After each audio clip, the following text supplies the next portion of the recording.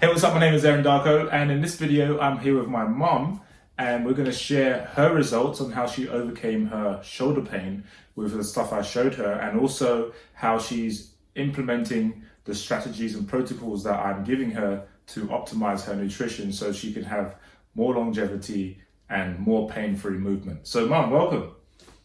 Welcome. So can you just tell people what the challenges were that you were struggling with, and more about just what you solved with my help? Well, for several months I was suffering from upper back pain, and it was like really it was more muscular than more muscular really. So basically, when I used to get up in the morning, I used to be quite stiff and sore. I couldn't get out of bed on my left side. It was like excruciating pain. And it was like a knife going from back to front or front to back.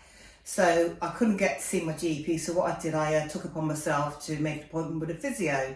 So I got an appointment the next day. And when he asked me the problem, examined me. And when he had a look at my back, my upper back, and examined me, he started to massage me. It felt like I had lots of stones and lumps in my back. It was my muscle. It was really tight.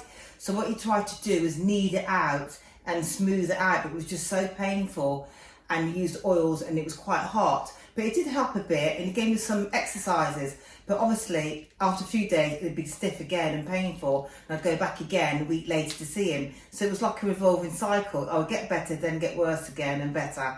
So when Aaron came over again, he made some bone broth the right way. I've been making it, but not as I should, not properly. So he made it properly, and it was the right consistency. And I had a few cups of that, and then he gave me some exercises to do, and I moved through them gently. I had got my yoga mat out and did the exercises, remembered them, did them for like 3 days running, and miraculously the pain was fine. In the morning, I get up, I could roll on that side with not being agony, and it actually does work. And what I couldn't see how it was working, I just did what he told me, the movements. So what I did, after my shower, I got into my three-way mirror and my wardrobe mirror and looked at my shoulder blades. I could actually see them meeting at the back. So actually I was doing the exercises right. Thought, oh God, I was realising I'm doing it right. So it gave me more encouragement and motivation to do them all the time, because I knew that what I was doing was actually working, although I couldn't see it. But once I saw myself in the mirror, I thought, right, I'm doing it correctly, because my shoulder blades are meeting. Because when you haven't got your top on, you can actually see what your shoulders are doing, and doing the arm movements as well. Because you have to keep your shoulders square on, you can't turn them around like that. So that when you look in the mirror, you can see how your body is positioned better than if you just do it without looking in the mirror. So yes, so I found those exercises really did help. So now, same as I'm somebody with a physio, I can do them in my own home, and I can do them when I'm out and about. Because the other day I got off my bike, went cycling with the club, and since I got off the bike, I started to do my arm exercises. What are you doing, Pam? Because I'm just stretching out my shoulder, doing my shoulder movements. And everybody just kept looking at me. But I felt great after that. It was nice and warm, and it was really beneficial. And I don't feel any twinge now, so I just got to keep doing them. And I just started doing pole fitness to give us upper body strength. And because you have to lift your body up the pole, you don't realise how much you're using your upper body. And the first time I did it, the girl said to me, oh, you're going to feel it in 24 hours time. I thought I won't, because I do a lot of stretching and I'm quite supple. But lo and behold, 24 hours later, I had the excruciating pain in my sore part of my back. So now I should be better as I progress through the actual lessons. I should be better now, because I know how to stretch my shoulder, as well as doing the ones that they give you as well. They give you a range of exercises to do after pole fitness, but also I'm going to do my shoulder ones that Aaron taught me, because they do help. But it makes you aware of your upper body movement as well, not just your legs, upper body too, because you don't use certain muscles in your back and it gets stiff and sore. You think, oh, I've got backache, I've got problems. But it's just that you're not moving your joints and your certain muscles, because you don't use them in everyday life, So it makes you more aware of your body, which is a good thing, I think, as you're getting older, because you have to move more, as he keeps telling me. So how old are you? Oh, I'm 56, but I have a birthday in 4 or 5 weeks. So yes, 56 years old, I think. Yes, I am. I'm 2 years younger than my sister, and she's going to be 59. And you've never moved your joints. So what she's referring to is the morning routine that I have everyone do, and I do it myself every single day. and this is what I teach every single one of my clients. And what you're talking about is a morning routine, right? So yes. you're doing that every morning now, Yes. and you're reaping the Yes. benefits. So it's interesting because all it is just moving our major joints through their full range of motion. And that, coupled with a couple more exercises, has helped your shoulder, right? And some mornings, you know, you might have to get to work 7:30, which I do. I only work 2 mornings a week, and I have to get to work 7:30. But if I haven't got time to get on my mat in the kitchen and do my exercises, I'll do them when I get to work, because there's a period where you've got to fit a time to yourself, and I've got like 2 minutes. I can quickly do them when no one's watching me, because I'm in the changing room. So you can still do them, you know, so you still get to do them regardless, because it's nice to do them in your own home, in your kitchen, on your yoga mat. But if I haven't got time to do that, I can do them at work in the changing room, because there's no one there, you know, when you get there early or get there later. So there's always time to do them, you know, like when I got off my bike the other day, you know. So you can always find time to do them, because they're like easy. Yeah. You don't have to strip off or expose any body. So your shoulder's better now? Yeah, much better. So you're not going to go and pay money to some guy to massage you, and then the next day it's going to be tight again? Yeah. So, but I had to do something. I was just in agony. Yeah, but you're not going to do that anymore? No. That was the next best thing than getting a GP appointment, which, you know, I couldn't. So how much money do you think you save now? Because if you didn't have that opportunity... I was paying them £39 a week for half an hour. So I went for 3 sessions, but that was because I was in so much pain. I don't believe in treating pain with painkillers. I believe in treating the problem, because I've got some people I know who just take painkillers for the pain. They don't think, oh, what's wrong? I might as well sort the problem. But I'd rather do that, sort the problem. But I had to do something, and I couldn't go for the normal route, you know, my GP and the NHS, because I was still waiting for an appointment, a referral for the physio. So I had to take it in my own hands and go and sort out a physio myself. But I did get somewhere, but obviously I didn't want to keep on, because it was like throwing good money after bad. I needed to do a long-term solution where I'd get better and save my pennies, really. Be smart, you know. So that's what I did. So I'm much better now. I'm grateful for Aaron. That's good. So talk about, you know, being 56 and being active, because you're a cyclist. So yes. How long have you been cycling for? I think it's nearly 10 years now. 10 years? Yeah, because when I started, I was doing the London to Brighton bike ride, and I was like a sporadic cyclist. But then when I got a job back into London, I didn't really want to take the train. Well, I could have taken a train, but I had to walk half an hour to the station. And so I started riding my bike, and then when I had a puncture and I took it in on the train to get it fixed, the guy said to me, "Where do you cycle from?" I goes, "Oh no, I don't cycle, I just cycle to the station." He goes, No, you want to cycle all the way. Everybody cycles into London. So I said, he said he'll do it one day with me, and he tried it. And from then on, I just started cycling every day. But lo and behold, it was the summer, so it was a lot easier. And the more I did it, the more I enjoyed it. And come the winter, I just basically got used to it by then, and I just wore warmer clothes. You get to know what to wear. So that's how I started cycling, really. And then when you started cycling, it was a no-brainer, because you got to work the same time every day, you got fit, you saved money. It was just a no-brainer. And it was warmer than walking and quicker. And it took the same time as a train, really, because you had to walk half an hour to the station and half an hour on the train to London. That's an hour on the bike. It's the same difference. So, you know, you just got used to what to wear on the bike, you know, because in the spring you just wore like one layer. In the winter you wear 3 layers, but they're all proper layers, and something that's waterproof on top. So it was just really just getting used to the actual clothing, and and it was great. You felt much better as well, and you ate better, and it was great. But I only ever used lower body, my legs and my thighs. So I didn't really use upper body, only to hold on to the handlebars.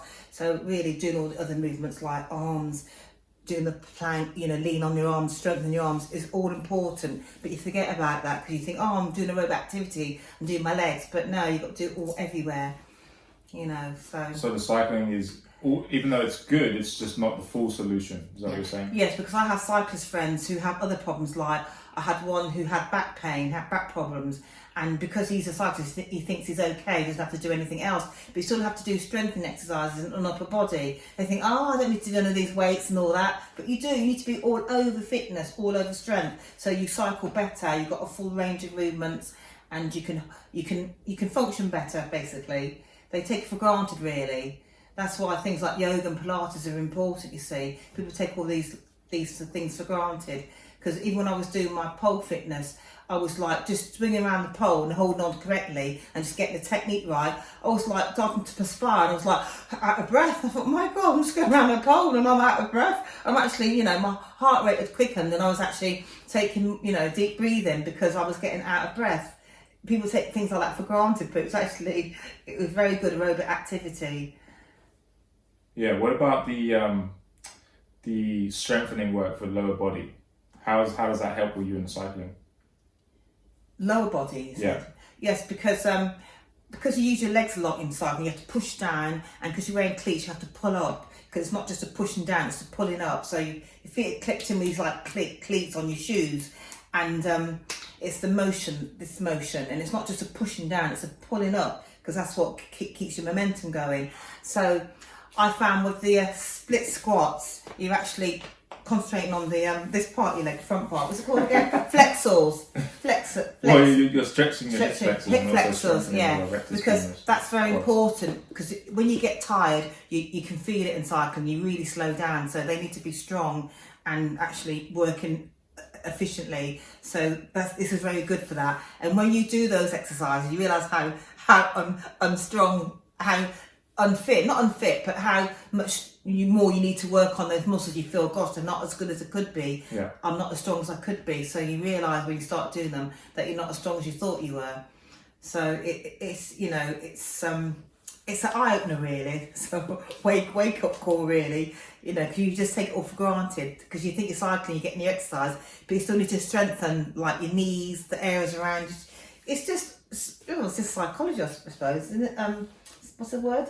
It's just scientific really. If you're going to do all that sort of work, you need to strengthen the muscles that are going to be working. You can't just rely on the activity itself. You have to prepare them for the activity that they're going to be doing. You can't just wait for the activity. Oh, I'll be doing it anyway, that'll be enough, I don't need to do anything. But you need to prepare and work them up, get them ready. And also eat well. Nutrition is very important. Because I remember one morning we had a liability cycle ride, raising money for another cycle club. And we just cycled for 2 hours, really, which is like 50k flat out, no stops, just straight out, no coffee break stop. And I can't really eat breakfast in the morning. I usually fast in the morning. But if I'm going on the bike, I used to drink like a smoothie. But when I realised how much sugar was in there and it wasn't good, and I wasn't really, was I getting any nutrients? Was it going into my gut? When I started to think about all that, I stopped doing that, and then I started having bulletproof coffee. But still, that's not enough to do a 2-hour cycle.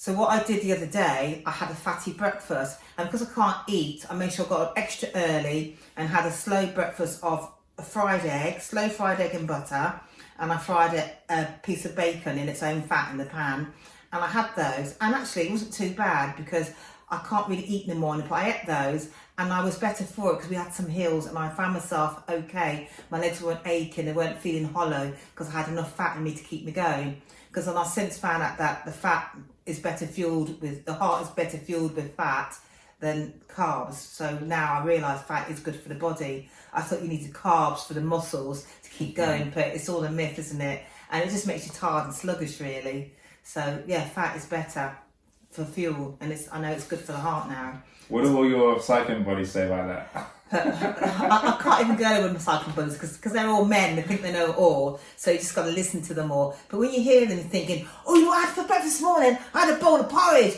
and this guy's trying to lose weight, so he's lighter going up the hills. But you can't tell him because he's just got this myth that porridge is good, but porridge is not. It's like man-made. It's just like oats and it's just carbs really. And once it's spent, it's gone, and he just cannot lose the weight. He is a big guy, and he wants to lose weight, so he's slender and he's more sleeker and lighter going up the hills. But he just can't lose weight because he eats at the wrong times and he eats the wrong stuff.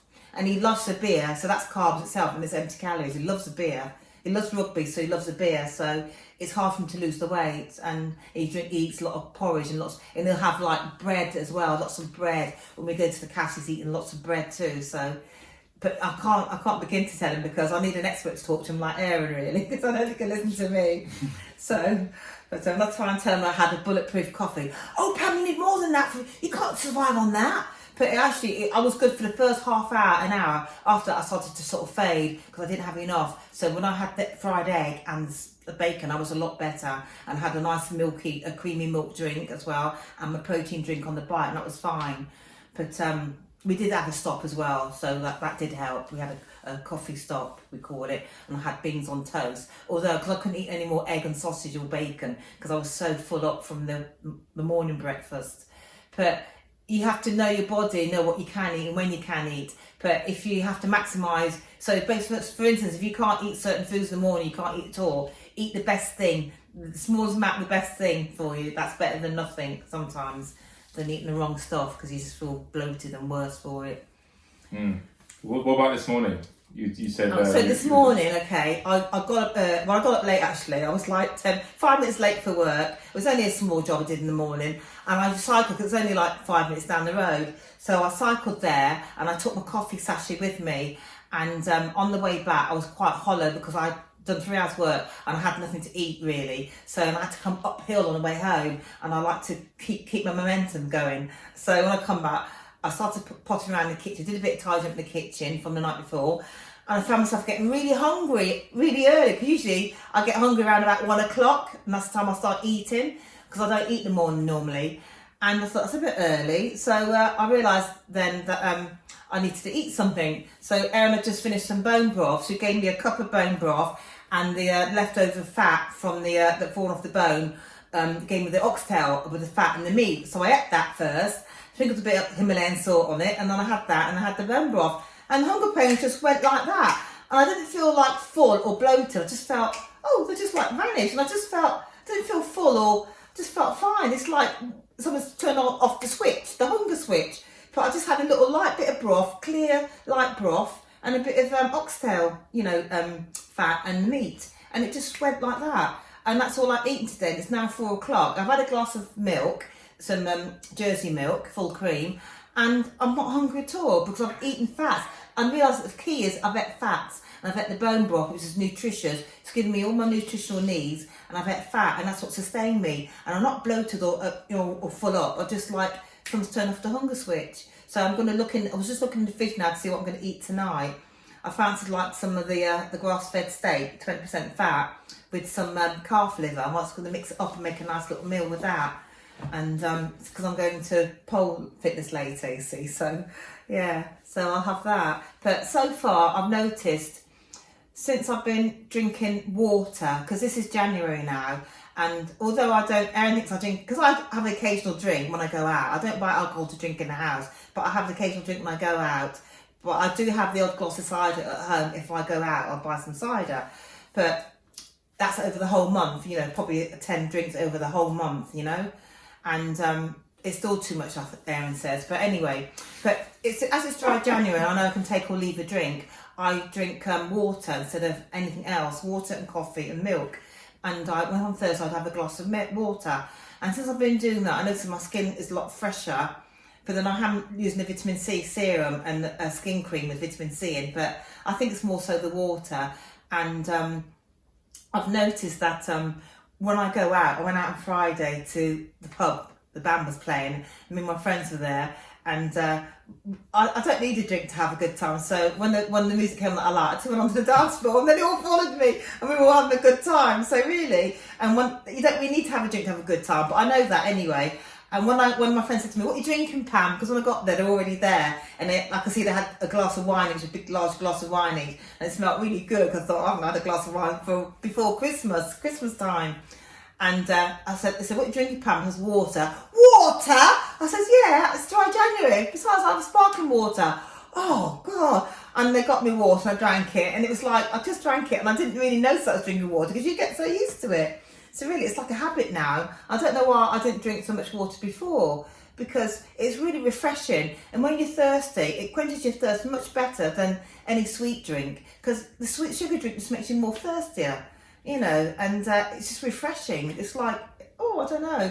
And I like sparkling water too, so that's even extra nice, you see. And it's nice if you put lemon in it and, lime and what have you. So, yeah. So I'm getting quite used to it now. So good habits.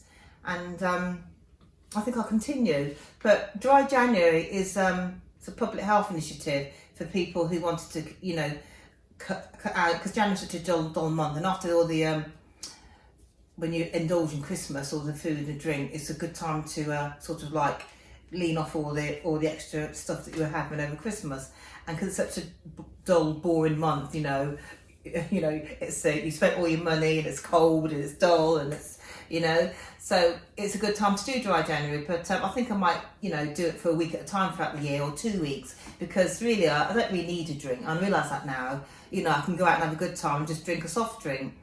And at Christmas, me and my son went out, and he said, the waiter asked us what we wanted to drink, and because he doesn't drink, he said, oh, virgin daiquiri. I goes, what's that? He goes, oh, sister daiquiri, one with no alcohol. I was oh, okay. And when I got it was in a lovely glass. It was all strawberry on the side. It was a really lovely drink. It was really nice. He didn't really miss the alcohol. But when we went upstairs to the show, we had another one. But because it was so noisy, the guy didn't hear us. And when he brought us our next daiquiri, it had.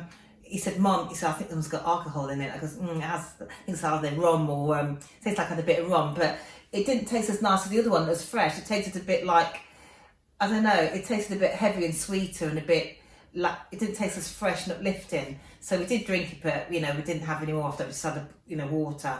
But we did notice the difference when you put the alcohol in, although it must have been a dash in the cocktail. But once you've had the cocktail without the alcohol, it tastes so much fresher and lighter, and you can taste all the actual ingredients better, really. So yeah, so I think I might be sold on it now. Take it or leave it, So a glass of wine is actually a treat, really, once in the blue moon now. Yeah. Because I realise I look fresher. I look fresher in the face. I feel fresher. But probably Erin doesn't notice because he doesn't see me every day. But I see my face every day. But if I was at work the other day and one of the ladies says, oh, you've had a few days off, you look really well. But that's because I've had, a rest. And obviously I had been using, drinking the water. But she wouldn't have understood about dry January because it's, it's not something that an older person would know unless they've done it. So, yeah. Yeah, I think it's a combination of all of the things, right? Like diet, what you're doing for your movement. Yeah. You're doing a lot of cycling every week, right? So your heart health is very healthy, coupled with a diet. And then you're also, not drinking alcohol often. So a glass of cider I used to drink, but yeah. Yeah, a combination of all those things, and you're now prioritizing sleep more. Yeah. I've been on to you about your sleep. I know. Don't sleep enough. Yeah. Always something to do.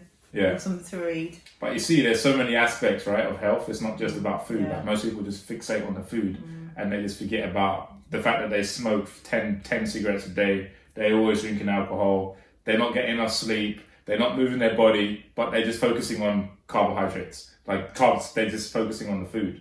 So it's a holistic approach. It's all of these things, right? And as you've seen, there's lots of things to do in health. It's not just, food. See, I meet people that that think that I'm really fit for my age, but I just think I'm just normal. But they say, gosh, she's really fit. But because I cycle a club and there's men that are really fit, fast cyclists, I think, God, they're so good. I'm looking at them and someone's looking at me. But you always see someone in front of you. You don't look at the person behind you. So people looking in front and seeing me and think that I'm really good. But I don't see it like that. I just think I'm an average 56-year-old. But then again, that's all I know. Right. And then I've got people that I work with and they'll say, oh, I'm vegan. I goes, oh, but you just put out for cigarettes. It's like cigarette break. So I don't understand the correlation.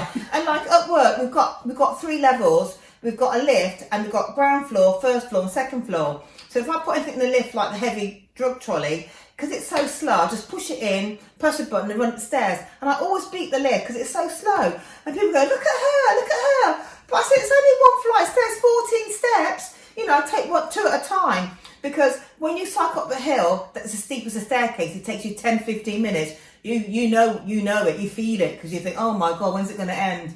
And when you run upstairs in 3-4 seconds, it's no big deal. But I think that, oh my God, look at her, she thinks she's it. And I'm twice, some of them people are half my age, they're like in their 20s and 30s, and there's me in my 50s running up the stairs, because I can't be hanging about going 1, 2, I just go 1, 2, I'm at the top, and they're going, I just think, God, just get up them stairs, But the lift is so slow, it's one of them like dumb waiters lifts, so slow, and I'm in the lift thinking, oh my gosh, I could walk up here quicker than this, but you can, but it's just all up here. And every time I'm at work, I keep thinking, I should be out on my bike cycling, but at least I'm running up and down the stairs, And And when I'm upstairs, I go up and down equally. But if someone is upstairs, they just stay upstairs. But when I'm downstairs, I still go upstairs and go downstairs. But when someone else is downstairs, they just stay downstairs. They think, "God, she's up and down those stairs like a yo-yo." But that's just me, you see. But everybody's different, and I think it's all to do with your mind. You know? Yeah, but you wasn't always like that though. So how did you cultivate that belief of like, all right, I need to keep my body moving. I need to keep moving. Well, I think I've always been active. I've never been fat in my life, but I've always been active. Even when I had the children, when they were like toddlers and they were babies and toddlers, I used to go one night a week to aerobic class at the gym. And then when they got older, they used to do football. And then when they did it at the leisure centre on a Saturday morning, I used to go and do an aerobic class. So I was always active. And when I got to a certain age, and I realised how important it was to keep active, because things like yoga became quite popular. Well, it was popular, but I just sort of like took it on board, and then I started cycling. I realised then how important it was, because exercise was only just about keeping yourself slim. It was also about keeping away illnesses and diseases. Like, I remember reading about when my mother got breast cancer. I read that that diet and exercise and alcohol are the factors in breast cancer. So I thought, right, I'm going to do more exercise, I'm going to watch what I eat, I'm going to cut down the alcohol. I did those 3 things, and I realised how important it was. And I did that, I think, in my 40s actually, but I was still quite active then, because I did ride for a little while to work when we lived somewhere else before we moved over this way. But when we moved this way, I couldn't cycle then because it was too far. But it wasn't then; it was just the way I thought. Because when I started cycling to London, it was the furthest I could have ever cycled. But back in the day when I was younger, I could have cycled to work, but I had to fear that it's too far. But when I got in my late 40s, I started cycling to London, and that was the furthest. Because it's like zone 6 to zone 1. When we lived in zone 3, I thought cycling to London was too far, and I was a lot younger then. So when I got older and we moved to zone 6, I started cycling to London. I thought I could have done this years ago, but it was the way I thought, you know, my mind works. So it's just how your mind works, really. So, and then I see a lot of people doing it, and you know, and then when I started cycling, I did it for 5 years, you see, and I started seeing more women. At the beginning, I didn't see hardly any women. I saw more women, because when they see you doing it, especially in the summer, and you know, they think, oh, well, she's doing it, I'll try. And I saw a lot of women starting to cycle. I thought, oh, well done, you know. But you can see they were novices, because they were either had too much clothes on, or they just quite had the right height of the bike. But they literally were on the bike, they were doing it, they were trying, because the more you do something, the better you get, you know. So, and I thought, yeah, that's great, you know, so, because the more they see you doing something, and I saw more men as well, because when I started, I saw hardly anybody cycling, and then as the years went on, I saw more. Then we had a new mayor of London, he was all for cycling, put more cycle lanes in, so it became very, very in vogue, you know, for cycling in London, and about the environment, and, you know, so it was, so obviously it was the right time to be cycling, really, yes. So are you happy with the way things are going with your health? I am, and I could be a lot fitter, but I've got friends that do triathlons, you see. I've done one before already, and that's the hardest thing I've ever done. But they have this thing where you run, you cycle, you run and you swim. But that's all cardio, that's great. And there's people that do Ironman, they do 3 marathons in one day, a cycle marathon, a run marathon, and a swim marathon, all in one day. And I think that's amazing, great if you can do that, you know, condition your body and train to do that. But what about the other parts, like strengthen your body? What about people who get injuries? Because injuries due to the fact that you haven't prepared yourself for that actual event. So the more you prepare your body to take that weight and that pressure and that impact, the better it will be. Because I heard my swimming coach once said to me, oh, I do run, but I get running splints, shin splints. And I thought, what's that? But basically it's pain in your shins when you're running after a few kilometres. And she used to strap her legs up and that, and they wear like these big compression socks and up to the knee. And but then Erin was showing me some exercises that strengthens your muscles alongside your shins. So that's what they need to do. Yeah, tibialis, yeah. And it's just like things that you just need to understand how the muscle works and what you need to do to strengthen them. You used to hear people having all sorts of injuries in their calf, their ankles, and I thought in their hamstring. I thought, you know, people just slip on the mud in a park run and they've just done the hamstring, and I thought, well, what is that about? you know, because they're not strengthening their legs, they're not doing the squats, they're not doing the lunge or what have you. They just think, I just got to go out and run, that's exercise enough. But it's not, you have to prepare. It's like if you want to make a cake in the kitchen, you've got to prepare, get all the ingredients ready first, know what you've got to get them all ready and mix it all up. You can't just make a cake from your memory, you've got to get it all right so it comes out perfect. If you want to run the right race, you make sure you're prepared for it. And it's not just about preparing your muscles, it's about eating right, eating at the right time. They say when you're doing a triathlon, because you have to swim first, then you cycle, then you run. They say when you're on the bike on the triathlon, you have to take all your energy drinks and your food bars, what have you, your gels, because you've got to carb, you've got to sort of like fuel up for the run. And you're not fueling up for the ride, you're fueling up for the run, because that's the hardest thing at the end. And you have to, and it's just all about timing and knowing how science works, you know, science in sports, sis, you know, you've got to understand how it all works. And it's not just about doing the activity and getting good at it, you've got to have your sleep, get your diet right, you've got to know how your body works, what works best for it, what to put in it. And it's all timing. It's like when I'm cycling, right, like I had a good breakfast the other day and I didn't take any food out because I know we're going to have a stop at the coffee shop halfway round, so I just had my protein drink, and I don't take a lot of drinks because you just sip it slowly. It's better to sip a drink slowly than blow yourself out with too much in one go, because then you want to feel like you want to pee, and you don't want to do that on a cycle ride. Well, you can, but anyway. So if you're not going to stop at a coffee break, you make sure you take your drinks before you get to a hill. You know you've been cycling for half an hour, you're going to start to be depleting your stores. Start taking your drink, your protein drink, take your drinks, take your water, hydrate yourself, and have a little bit of your gel tablet. So you've got to keep yourself topped up. Don't wait till you like depleted and you think, oh God, I'm knackered, oh my legs feel like, oh they're aching, I feel hollow, I can't give no more. You've got to keep yourself topped up, and it's all about thinking about what you're doing and how your body's functioning. And it's not just about doing activity, it's about thinking behind it. You have to know when to change gear at the right time. It's very scientific really, because that's how you get the best out of your sport, the best out of yourself. You don't just go for it, you have to think about what you're doing. And that's why it's good to read around what you're doing, you know, read around the subject, talk to other cyclists or other people who do your sport, read around it, find out what they eat, you know, and see what works best for you, you know, what works best for the top athletes. You know, it's not just about just doing it, because you can optimise your performance if you actually, you know, read around the subject, talk, and you try things out. So that's what I found. So you have any tips for anyone watching about how to become more active? You know, your age and everything, and what you do is just normal to you, but to most people watching, it's not normal. You know, they're like most of the people that you know who don't exercise.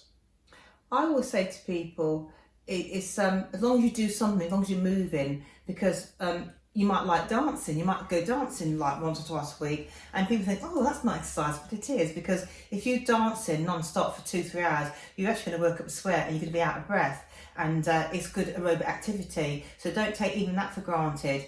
And I always say, anything that you enjoy, you might enjoy walking. Some people like a walk, but a walk is good if you do a brisk walk. I mean, it's all right if you're 80 to go out for a walk because it's good exercise. But if you're like 30 or 40, you need to do like a brisker walk really to get your heart rate up, feel slightly warm. But you've got to do something, because when you're walking, for instance, you're going to be walking uphill, up a gradient, good for your legs, good for your heart, and you can be walking downhill. So, you know, and also not always on even ground, hence we have the poles. So any activity is good, but people think, oh, as long as I'm doing something, yeah, that's good. But then if you want all over fitness, you've got to think about your whole body, not just the one part that you're moving, like your legs. So all over activity is good. And it's good to stretch as well. Stretching is very important. Where I go for my pole fitness, they have a class where they stretch. And when you look at these people stretching, you think, my God, how do they do that? But they say everybody can do the splits. It's just a question of stretching those muscles gradually, and you're doing the splits. People think it's so hard to do the splits, but it's not. You just actually just keep stretching and relaxing and breathing into the stretch, and you get lower and lower, and your body just gives. But you just do it gradually. It's like when you're in yoga, and she says, now you go into this awkward position. She says, breathe into the muscle, now relax and breathe. And when you relax, you find you're going a bit further. Oh, going a bit further. You don't realise that your body can do more than what you think it can do. But I will say to people, just do something that's better than nothing, you know? Because most people don't have any anything that they do. They just go to work, come home, watch TV, they get stiff, they get aches and pains, and they get older, it's going to get worse. You've got to keep yourself moving, because it's, you know, it's good to keep yourself supple and active, because as you get older, you don't want to be bent over and stiff, you don't want to be walking with a frame, you know, but you could be upright. Yeah. So the more you keep moving, the better for you, actually, because immobility is due to people who don't move enough. You know, as you know, as you get older, you need to keep moving. As the saying goes, if you don't use it, you'll lose it. I think that's in Joan Collins's book as well, because she's very into, you know, fitness and, you know, stretching and flexibility. Because every time she's away, no matter where she's staying in the world, whatever hotel she's in, she'll do a morning exercise and a routine of just stretching and a little yoga routine. Because I remember reading a book. Yeah, so you were saying about yoga, about stretching. Yes, so yeah, let's switch up the topic, because, you know, this has gone on for a while now and people are still watching. If you're still watching, congratulations. You're very serious about improving your health. And you're obviously interested in what my mum has to say, which is great. So keep moving forward now. You know, you're 56 years old. You're doing all this stuff with your health. Do you feel confident that you're going to be healthy in 10, 15, 20 years from now? Yeah, I think I still, if I just keep doing what I'm doing, I think I will be, because it's when you stop doing things, that's when you seize up and get stiff. Now, if I hadn't sorted out my back pain, my upper backache, that would have got worse and worse. I'd have to probably have, I don't know if I'd have to have surgery or what, but it would have got really bad, would have had to give me pain relief or, so just what I've sorted out now, I know what to do and keep it supple, but I know I have a problem here, so, because as an old woman, that would have been really bad, but because as a younger woman now and I can move, it's actually alleviated it. But I always say that as you get older, things get worse. So keep yourself at a certain level now. So as you get older, you get older grow old gracefully, as I say. It's not going to be such a shock to the system if you do. Because I find some people, I say, oh, just stand there, and they find it really difficult to bend. I think, my God, when was the last time that you bent down? Yeah. You know, because they don't bend. It's amazing how some people just bend their back over. They don't bend their knees. I think I don't want to get into that habit, because that'd be really bad for me, because when I get older, I still want to be supple, and I thought if I keep going now, I should be like a supple old woman. If I live that long, thank you, you know. Yeah, but continue doing the movement. Yeah, and the bone broth, and sleep's important too, because keeps your brain clear, you know, gets rid of the brain fog, and yeah, I need to get more sleep. I'm not very good at that. Everything else is fine, but just sleep. So I take it for granted that I need more sleep, because I can get away with less sleep, but I need to sleep more. Yeah, but there's always something to work on, so that's your next focus, is to sleep. So, I mean, for people watching, there's a lot of people out there who don't place any importance on their health, but if they're watching this far, then they probably are starting to think about it, because stuff that you said, you know, it gets worse as you get older. And a lot of people that I speak to, they're always, you know, scared of getting diabetes, scared of getting high blood pressure like their mom or like their grandma, because it runs in the family and all this kind of stuff. But you don't really have any fears of that, do you? No, I mean, we had hypertension in my family, high blood pressure, but I found that I haven't got that, because I think my mother had it and my uncle, but I haven't got that, because I don't know, because I've always had a low blood pressure, I've always had a low weight, and I've always been active, so I don't know if that's helped me. But when I've had health checks, they've checked my weight, my height, they've checked my my cholesterol, my blood glucose, and they said that my risk of heart disease is 0.1%, so it's very, very minimal. But I think because my weight is low, my weight is within my body mass index, my height weight ratio, and that's a big key, that is, you see, because once you're overweight, everything just goes, the risk just increases. I think it's all to do with your weight. But and also, this generation, my generation and above, they younger, they know what better things to eat that's beneficial for your body. We eat more of what we should be eating. Well, we hope so. We know more about our food, our diet, as opposed to our parents did. But when you think about it, I think our parents did eat more whole foods, really, because they didn't have all this processed junk food available that we have now. Didn't have so much choice. But we do know more about our food. But then we've got so much choice, haven't we? And it's up to us, I think. We're responsible for what we eat and do. But yeah, and so just in closing, what do you think about the stuff that I've helped you with? Like, do you think that people should actually look into my services that I offer? I think it's worth a try, because I know as my son, I'm going to try what he preaches, but if I hadn't tried, I would never have known. But you do see the benefits, because you see it daily, and you think, God, I feel so much better. It is working. Like, your gut health improves just like overnight. You think, wow, you know, you have less. And then you know, when you go to the bathroom, you know, in and out in no time. There's no sitting around. You know, it's just amazing, and everything's just, you just feel so much better. But it's worth a try.